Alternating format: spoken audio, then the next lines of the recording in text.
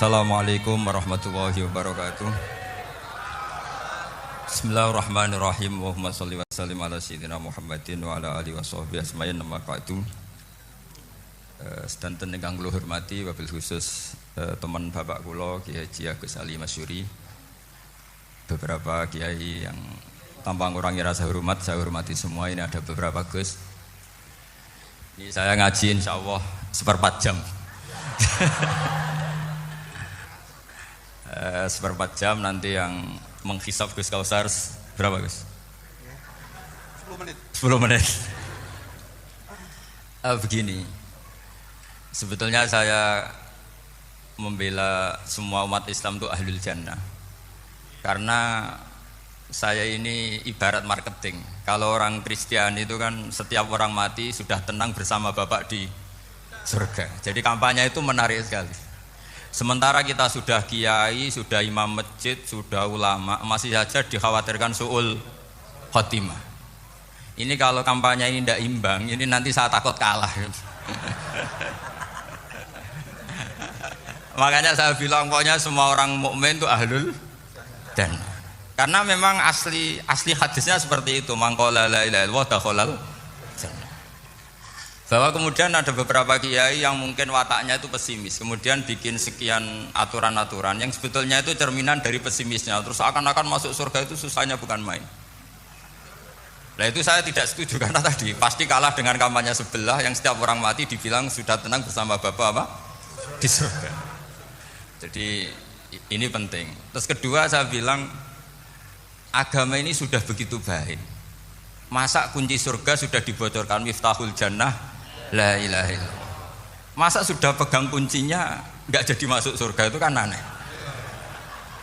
Ya sudah masuk saja, tapi tidak usah minta bantuan saya, masuk aja, kan sudah pegang kuncinya. Terus ketiga, kenangan terburuk saya ketika jadi kiai itu gini, saya ada beberapa guru SD datang ke saya. Ini agak-agak masalah besar. Gus, boleh enggak buka ujian nasional yang masih disegel? Semua guru bilang enggak boleh, itu kriminal kan. Ada satu guru yang bikin analogi agak kacau. Boleh saja. Wong ujian di kuburan saja dibocorkan para kiai enggak apa-apa. Itu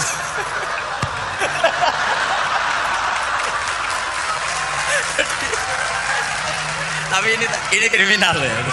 Perhatian kepada kiai, nggak boleh memukul pemateri.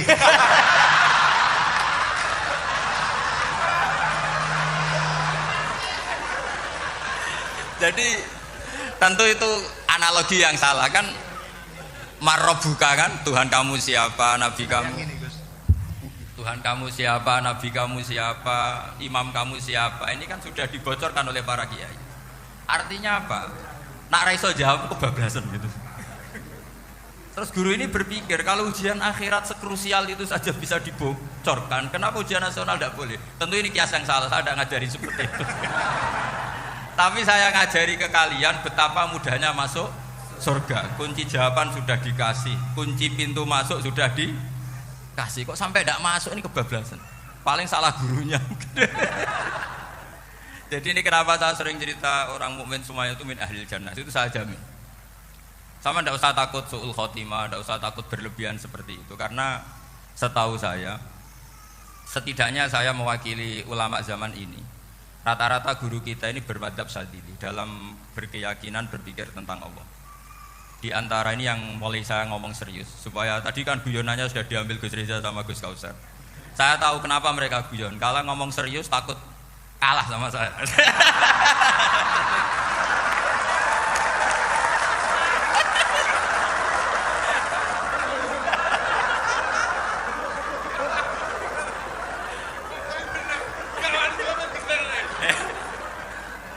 Karena saya ini sudah terkenal pemikir serius, jadi artinya itu satu kepintaran mengalihkan. Ya, oh ya, sudah itu satu kecerdasan.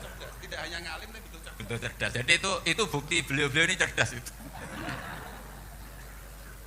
Saya berpikir begini, ini madhab Syadzili. Kita semua tentu Syadzili karena kita semua ngaji kitab hikam. Kita tahu kitab hikam itu muridnya Abul Abbas Al-Mursi. Abul Abbas Al-Mursi muridnya Syekh Abil Hasan apa? Asy-Syadzili. Saya masih ingat betul makalah itu dan saya ulang-ulang. Setiap saya ngajar di sarang saya ajarkan itu.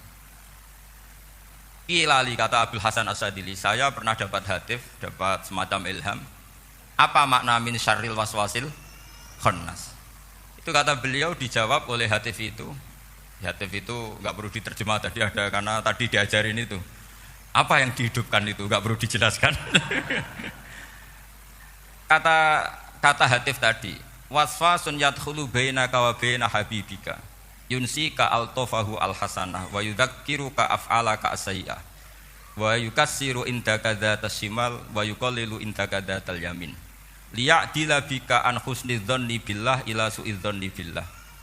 Jadi yang dikatakan waswas adalah kamu digiring untuk hanya ingat sisi-sisi kamu yang negatif, dilupakan bahwa Anda punya sisi-sisi yang positif. Misalnya seperti ini, mungkin secara fikih tadi banser-banser tegas, wah ini masalah lelaki perempuan dipisahkan gini-gini. Tapi kenapa Ghazali bilang ya sudah gini gak apa-apa. Sebetulnya ada rukhsah itu karena ini di depan umum. Yang paling pantangan Nabi itu la yakhluwanna rajulun bimra'atin. Ini ada yang menjaminnya gitu.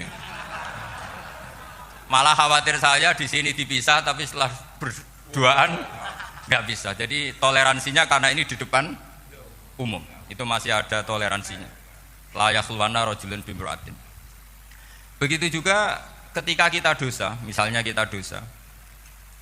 Orang Islam setiap dosa itu pasti ingat salahnya, kemudian istighfar. Dan ketika satu kebaikan dibandingkan keburukan, itu kata semua ulama, karena sayyi'ah itu bernilai 1, kebaikan bernilai apa? 10. Itu masih surplus berapa? 9. Jadi itu cara berpikir Abdul Hasan As-Sadili. Kenapa kamu harus berpikir positif tentang Tuhan? Sekali berpikir tentang negatif itu bahaya betul. Misalnya begini, kamu berpikir tak rewangi dadi kiai sujud rukuk ternyata aku tetap mlebu neraka. Gunane apa? Itu menurut saya kan nggak punya akal. Sujud itu satu kelaziman menghamba kepada Allah. Normalnya seorang hamba itu ya sujud. Kemudian gara-gara kamu ingin masuk surga, terus logika kamu dibalik. Gunanya apa saya sujud? Ternyata saya masuk neraka. Itu pertanyaan yang benar-benar bodoh dan itu menjadikan Allah benci. Logikanya dibalik begini. Ini saya ngomong serius karena ini bentuk kemenangan saya ini bentuk kemenangan saya. Saya berkali-kali ngomong di kota pelajar di Jogja karena banyak pengujinya juga. Bukan sekedar pendamping tapi penguji. Banyak yang profesor, bukan sekedar doktor, banyak yang profesor. Jadi ya, ini dok. Begini, saya pernah ditanya sama seorang dosen, Gus, saya ini ngaji hadis banyak, tapi ada yang saya tidak paham, yaitu mangkola la ilaha illallah dakhalal jannah, ada kalimat wa in zana wa in saraka. Meskipun pernah zina, pernah maling. Ini kan seakan-akan mentoleransi perzinaan dan pemalingan. Terus saya bilang, oh makna hadis itu seperti ini. Jadi kebenaran absolut, kebenaran yang mutlak itu tidak akan terganggu oleh status perilaku seseorang. Saya berkali-kali memberi contoh. Orang yang ditangkap KPK akan bilang 1 tambah 1 2. KPK-nya juga bilang 2. Rivalitas dalam politik, Pak Prabowo ya bilang 2, Pak Jokowi juga bilang 2. Orang yang zaniyah, yang lonte pun akan bilang 2. Muftinya juga bilang 2. Ketua MUI-nya juga bilang 2. Artinya gini, kebenaran yang absolut adalah kebenaran yang siapapun akan meyakini seperti itu. Seperti 1 ditambah 1, 2. Kamu punya musuh bilang 2. Kalau ibu-ibu ini punya maru ya marunya bilang 2 tadi tambah mama. Enggak tahu saya terjemahnya apa tadi. Nah, kebenaran yang absolut itu kebenaran yang siapapun pasti mengakui. Dan uniknya begini, saya kalau saya pernah ngaji acara himmah, acara pondok sarang di Demak. Kalau kamu bilang 1 ditambah 1 menjadi 2, untuk mengatakan 2 itu kamu butuh hadiah enggak? Mereka semua jawab enggak. Kita semua enggak saja mengatakan tembok itu putih. Kenapa? Karena memang putih. Kita mengatakan 1 tambah 1 2 karena memang kita tanpa presentasi dapat hadiah, dapat penghormatan. Kenapa untuk mengatakan Allah itu Tuhan kita butuh surga? Memangnya kalau tidak ada surga Allah tidak jadi Tuhan? Ini problem orang soleh-soleh yang terlalu pesimis. Makanya nanti orang-orang soleh itu masuk surganya berat. Tapi kalau orang alim lebih gampang kira-kira seperti itu. Iya, karena kan imannya lebih bagus. Dalam hadis qudsi Allah ini yang dibuli orang-orang soleh. Laulam akhluk jannatan wala naron alam akun ahlan an uto'ah, dalam hadis qudsi itu. Kalau saja saya tidak menciptakan surga dan neraka, apa saya tidak jadi Tuhan yang perlu ditaati? Apa kalau kamu tidak saya kasih uang 1 juta terus bilang 1 tambah 1 11? Enggak kan? Tetap bilang berapa? 2. Kalau kebenaran absolut yang 1 tambah 1 kamu bilang 2 meskipun tanpa mendapat hadiah. Kenapa untuk bilang Allah Tuhan kamu butuh hadiah surga? Itu kan ra ikhlas blas. Makanya saya terus mengajarkan ikhlas. Ikhlas itu bisa dilatih dengan akal, dengan pikiran, bil ilmi lah. Harus dilatih. Nah di sini ini momen atau makna yang mestinya harus difahami wa inzana bahwa kalimat ini sah meskipun dilafatkan seorang yang pernah zina. Sama seperti 1 tambah 1 2 sah, diucapkan siapa saja sah. Dan siapapun akan mengucapkan itu secara ikhlas. Ini penting saya utarakan. Sehingga setelah ada firqah-firqah takfiri yang mengatakan orang megang keris itu syirik, ke kuburan syirik, ini syirik. Itu salah besar. Salahnya adalah tadi kalimat-kalimat atau kebenaran-kebenaran absolut ini sudah jadi sibghata wa man ahsanu minallahi sibghah. Kalimat ini begitu absolut di hatinya orang mukmin. Sehingga ketika terganggu oleh hal-hal yang adat istiadat kayak pegang keris, kayak apa, ini tidak mengganggu. Tetap kualitas iman ini di atas keyakinan adat membawa apa keris. Kalau orang membawa keris menjadi syirik karena percaya sama makhluk.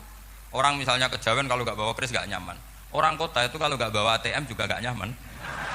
Itu tidak dihukumi syirik. Kamu pergi lupa bawa HP nyaman enggak?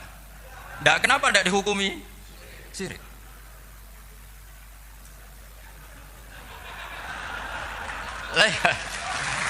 Jadi ini logika. Jadi makanya ini Gus Reza boleh kritik saya itu berkali-kali bilang saya termasuk ulama yang mau bikin gerakan cangkem elek. Karena nanti kalau saya nisbatkan ke Rasulullah itu tidak pantas karena Nabi ahsanan nasi khalqaw wa khuluqa. Tapi saya siap jadi bempernya Rasulullah sallallahu alaihi wasallam. Pernah ada diskusi di Jakarta, ini kisah nyata. Apa dalilnya setelah sholat salaman? Mana hadisnya? Itu dijawab hadisnya tentu kita kesulitan. Kalaupun ada hadisnya dhaif semua yang masalah musafahah. Akhirnya mau tidak mau dijawab pakai cangkem elek.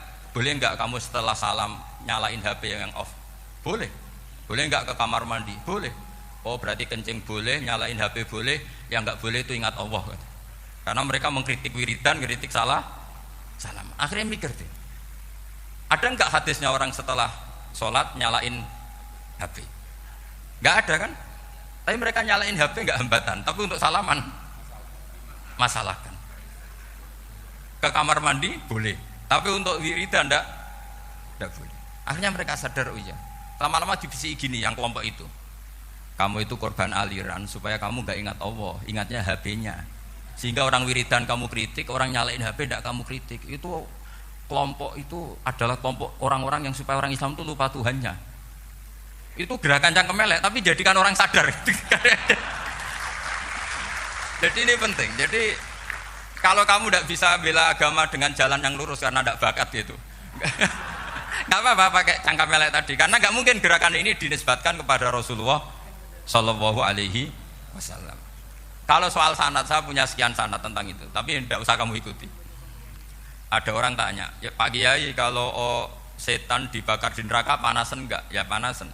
Loh kan setan dari api, ngapain harus panasan? Kan materinya sama. Terus Kak Kiai tadi gak kesulitan, dia ngambil pasir, disawur di wajahnya. Wah sakit Kiai, kamu kan dari tanah, kena tanah kok.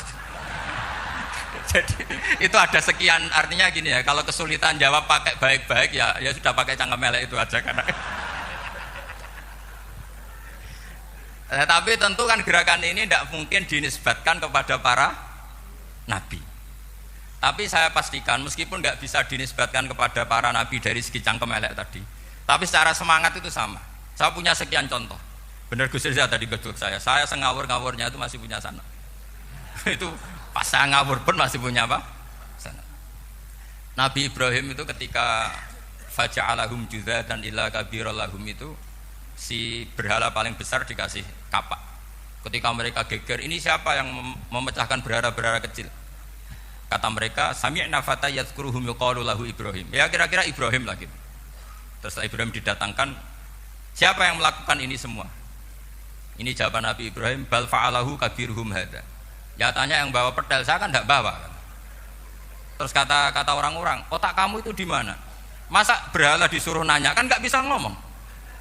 Ibrahim kembalikan, ufil lakum walima ta'buduna min dunillah. Lalu otak kamu di mana? Sudah tahu nggak bisa ngomong kok disembah gitu. Itu ada kata ufin. Ufin itu kalau diterjemah kira-kira ya agak-agak jancuk gitu. Kira-kira seperti itu. Jadi Sekarang dalilnya jancuk apa Gus?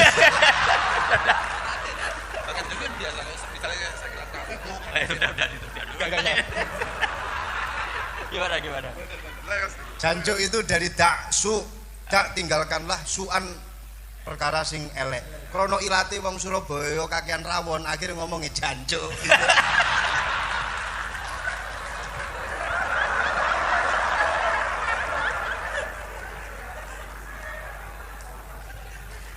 Jadi mulai dulu melawan kebatilan itu harus pakai logika yang vulgar. Karena memang nggak mungkin dengan bahasa-bahasa priayi itu nggak mungkin.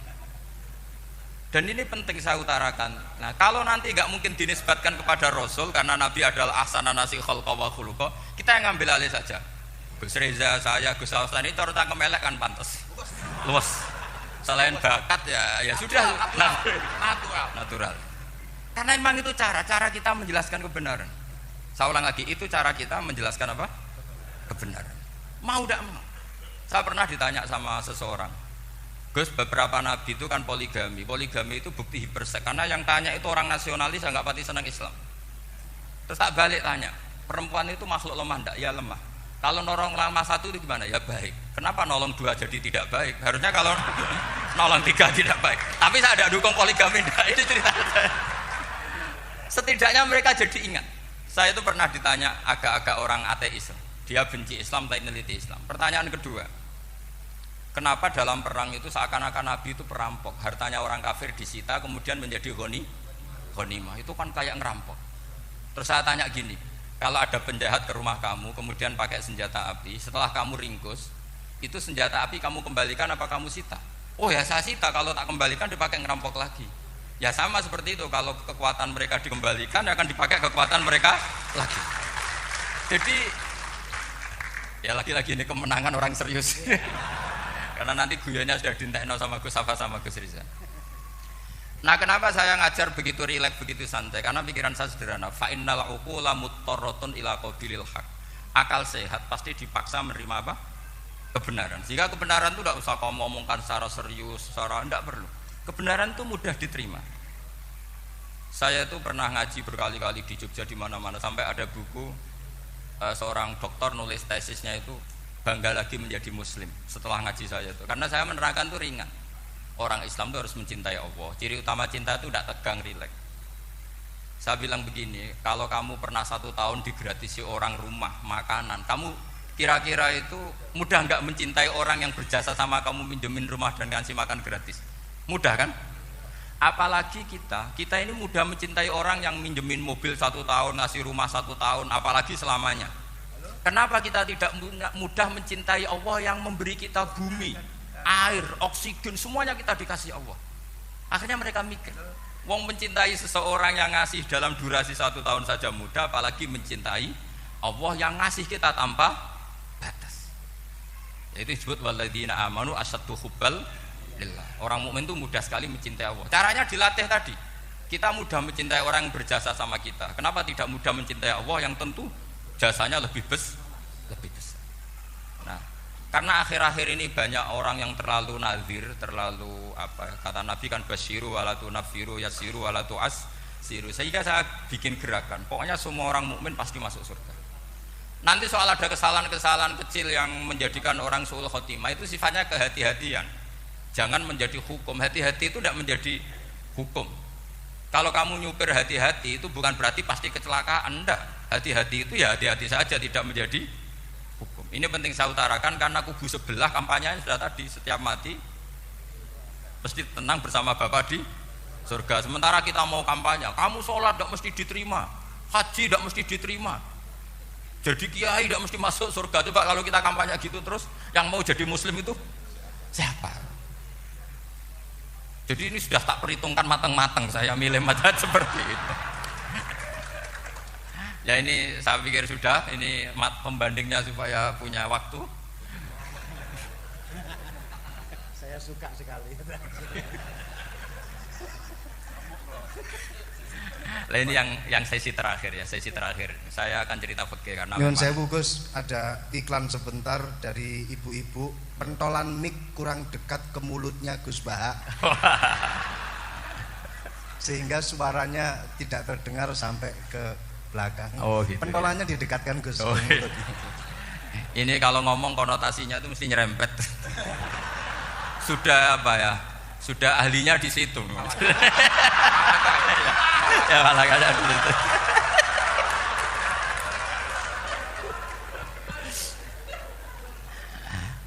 Dalam sesi terakhir saya cerita pentingnya pembanding.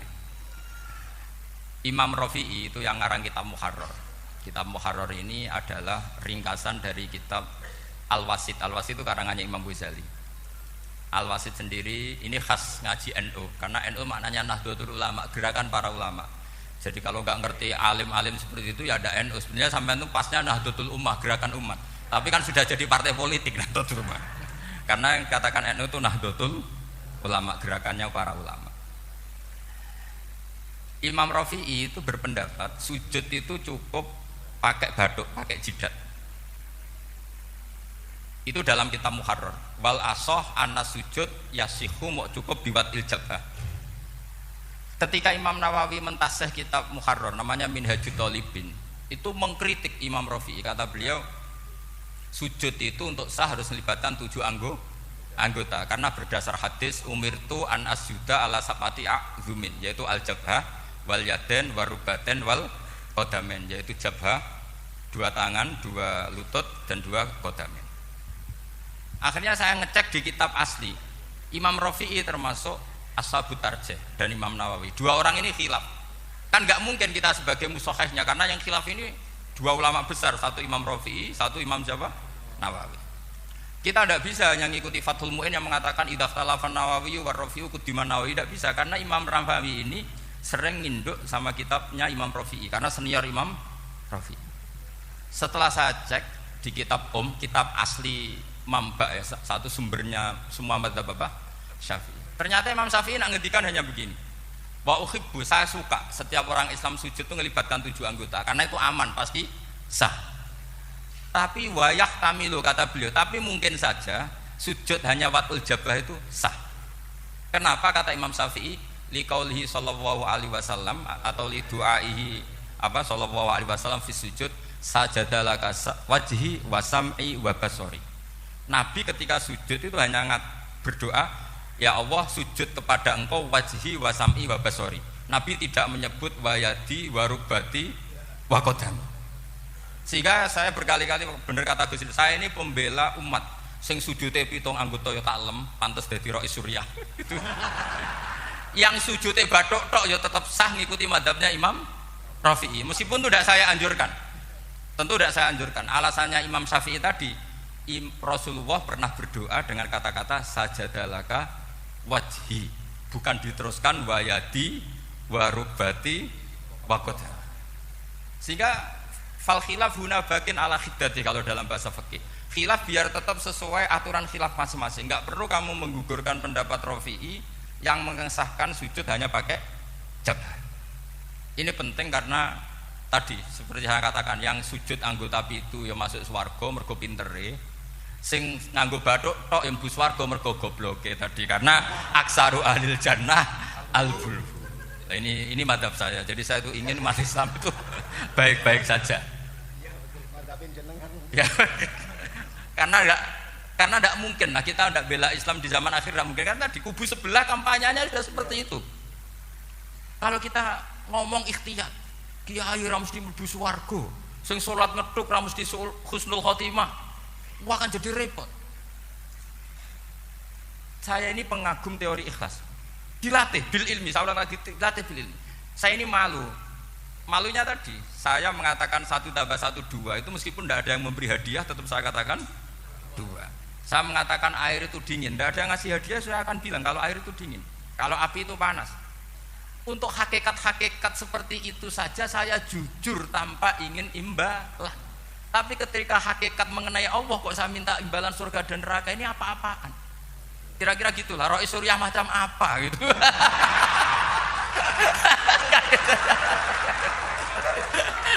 Ya saya kira demikian. Assalamualaikum warahmatullahi wabarakatuh. Waalaikumsalam warahmatullahi wabarakatuh.